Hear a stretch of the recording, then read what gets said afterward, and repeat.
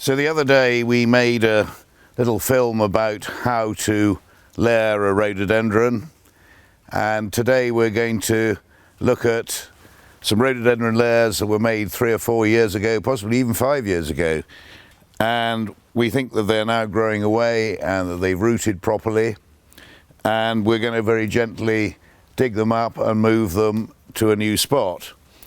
Now this is Rhododendron Duke of Cornwall. It's, as you can see, it's very elderly, it's coming to the end of its life, and this rhododendron won't propagate from cuttings and it won't come true from seed. So your only option really in gardening terms is to find a piece of a branch which is close enough to the ground to pin it down to the ground and create the layer. And you can see in here the stones that we use to weigh the branches down. And you can see here where we've cut off the branches that weren't needed and couldn't be layered. And we're pretty confident that there'll be a great big fat spreading root ball emerging from these layers. We don't quite know how many separate plants we're going to get until we start digging.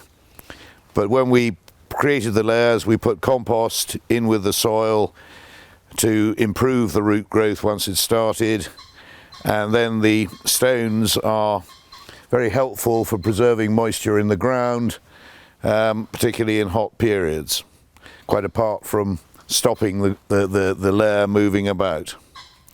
So anyway, we're now going to see what we can gently dig up and extract from these layers.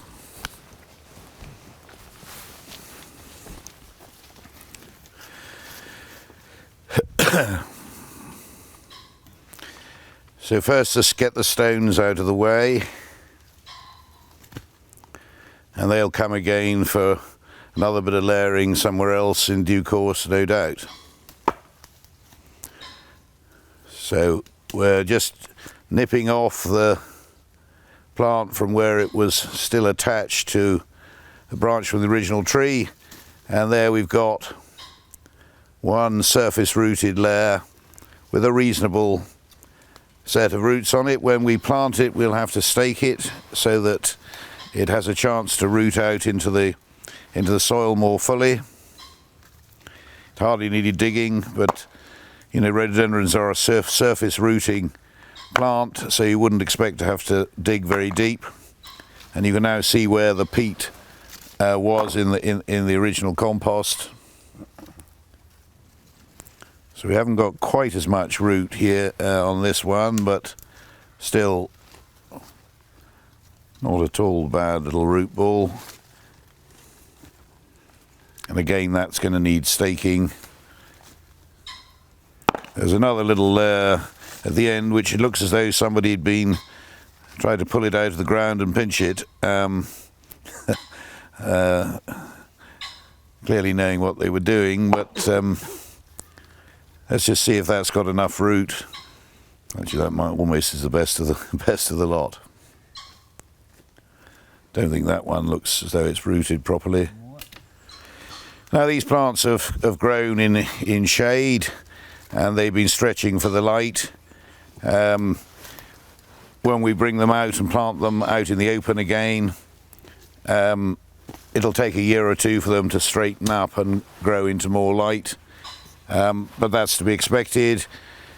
In the old-fashioned way of doing things, you'd have planted those layers in a nursery bed for 2 or 3 years until they grew upright. I think probably today we can achieve the same thing with a stake, and life's pretty short for this old rhododendron. You can see that most of it's dying, and I think it's important to get some new ones going.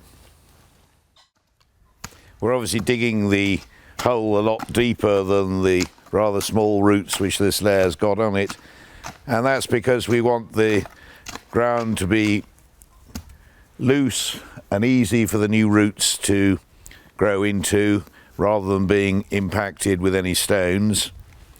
And we're going to add a bit of compost into the mix, again to provide a little bit of slow release fertilizer and improve the soil quality, make it very similar to what the little layer had been growing in anyway, and we're just mixing that up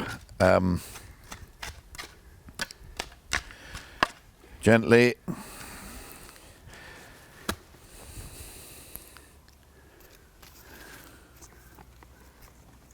Now, so we're going to position that slightly.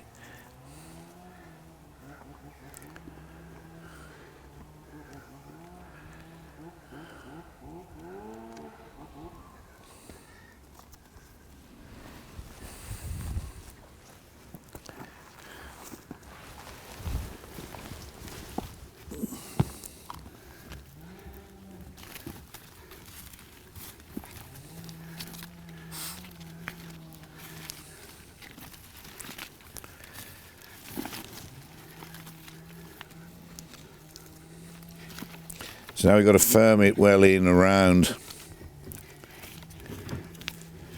the root system that was there, and possibly, yeah, I think we probably do need a little stake there just to stop it blowing around in the wind. And the other thing we need to do is to remove the flower buds. We don't want the plant wasting its energy on producing a flower. Can do that in subsequent years.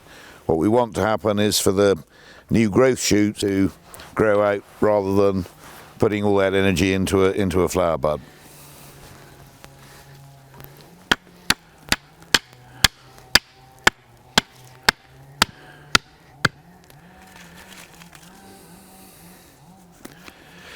So hopefully you've seen the restoration of a young Rhododendron Duke of Cornwall from a layer that was made 4 or 5 years ago, and that this very old and long established rhododendron hybrid can now live and grow on into another generation